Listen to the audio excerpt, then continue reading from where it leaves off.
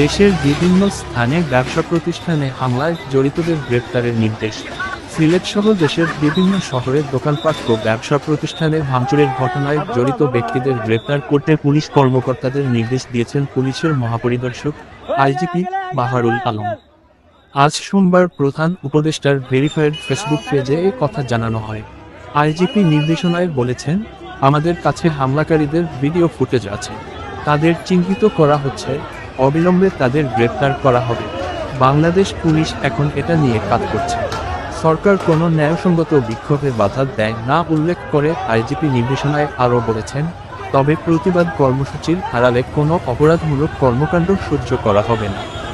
এদিকে 4 দিনব্যাপী বিনিয়োগ সম্মেলন শুরুর দিনে ব্যবসা প্রতিষ্ঠানে হামলা ন্যাক্কারজনক দৃষ্টান্ত স্থাপন করেছে বলে মন্তব্য করেন বাংলাদেশ বিনিয়োগ উন্নয়ন কর্তৃপক্ষ বিডা নির্বাহী চেয়ারম্যান আশিক চৌধুরী।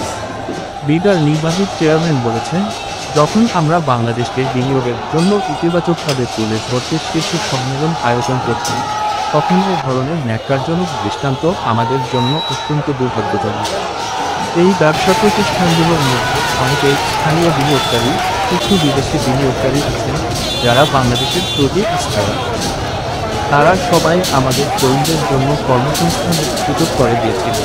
আশিক চৌধুরী বলেছেন, যারা এই জঘন্য ভাঙচুর চালিয়েছে তারা দেশের কর্মসংস্থান, অর্থনৈতিক প্রবৃদ্ধি ও স্থিতিশীলতার বিরুদ্ধে।